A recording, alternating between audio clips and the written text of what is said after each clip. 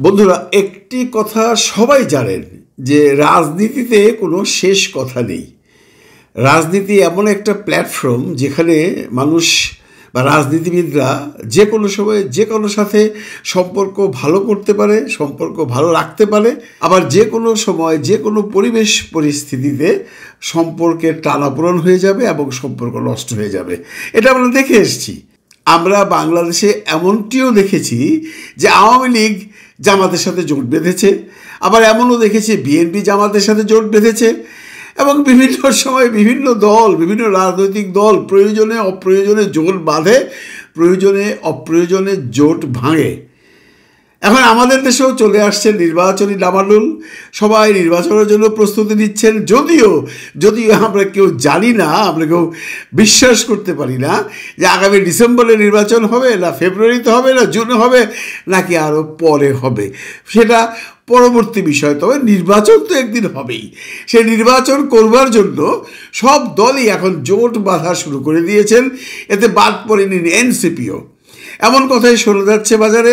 আমি আজকে একটা যুগান্তরের নিউজ দেখলাম, সেটা নিয়ে আপনাদের সাথে একটু শেয়ার করতে চাই। নিউজটা হলে এমন লিখেছেন, বিএনপি জামায়াত এনসিপির দৌড়ঝাঁপ, দৃশ্যমান হচ্ছে জোটের নানা হিসাব। আগামী ত্রয়োদশ জাতীয় সংসদ নির্বাচন কবে হবে এখনও সে ব্যাপারে কোনো রোড ম্যাপ দেয়া হয়নি, কিন্তু এই নির্বাচনকে ঘিরে রাজনৈতিক দলগুলোর মধ্যে নানা মেরুকরণ হচ্ছে।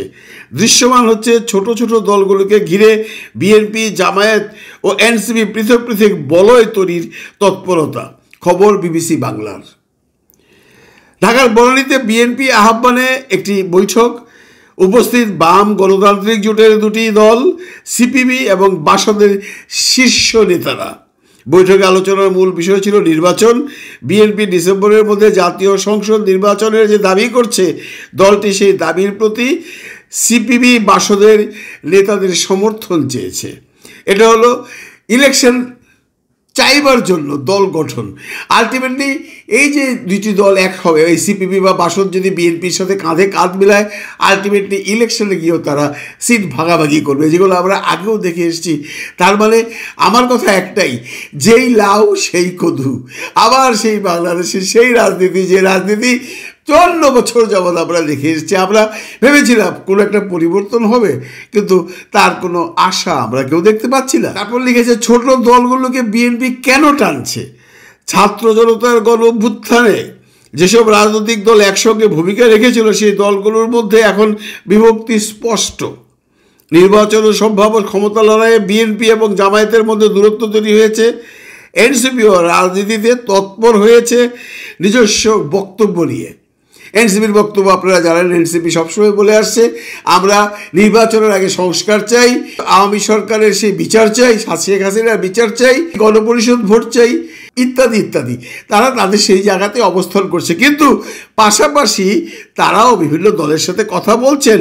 যদিও তারা বলছেন যে আমরা কোনো দলের সাথে জোট বাঁধার কোনো চিন্তা ভাবনা এখনও করিনি। এনসিপি সম্পর্কে লিখেছে, এনসিপি কি আলাদা জোট করছে? জামায়াত বিএনপি যখন রাজনীতিতে আলাদা আলাদা বলয় তৈরি করার চেষ্টা করছে, তখন নতুন দল এনসিপি কোন দিকে ঝুঁকবে? তারা অবশ্য বলছে তারা কোনো জোটের দিকে ঝুঁকছে না, কিন্তু দলটির সাম্প্রতিক কার্যক্রমে সন্দেহ বাড়ছে। গত রোববার এনসিপির নেতাদের বৈঠক করতে দেখা গেছে, সেখানে খেলাফত মজলিসের নেতাদের সঙ্গে। এর আগে হেফাজত ইসলামের নেতাদের সঙ্গেও আলোচনায় বসেছিল জাতীয় নাগরিক পার্টি। এনসিপি এভাবে বিভিন্ন রাজনৈতিক দল ও পক্ষগুলোর সঙ্গে যোগাযোগ ও বৈঠকের ফলে এই প্রশ্নটি উঠছে যে দলটি কি তাহলে নিজেরাই কোনো আলাদা জোট গ্রহণ করছে? জানতে চাইলে এনসিপির আহ্বায়ক নাহিদ ইসলামও কোনো জোটের কথা অস্বীকার করেন। তিনি বলেন, এনসিপি নির্বাচন কেন্দ্রিক কোনো রাজনৈতিক জোটের কথা ভাবছে না। এনসিপি এখনকার এজেন্ডা হচ্ছে আওয়ামী লীগের বিচার, সংস্কার ও গণপরিষদ নির্বাচন। এই বিষয়গুলোকে আমরা সামনে আনতে চাই, জনগণের কাছে যেতে চাই। আমাদের দল এবং বক্তব্যকে জনগণের কাছে পরিচিত করানোই এখন আমাদের মূল লক্ষ্য।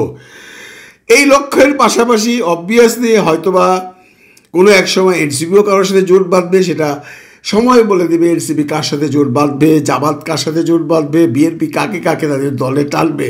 নির্বাচনী আন্দোলন শুরু হয়ে গেছে, কিন্তু নির্বাচন কবে হবে সেই ব্যাপারে কেউ কোনো কথা বলতে পারছে না। ভালো থাকবেন সবাই, ভালো রাখবেন সবাইকে। খোদা হাফিজ।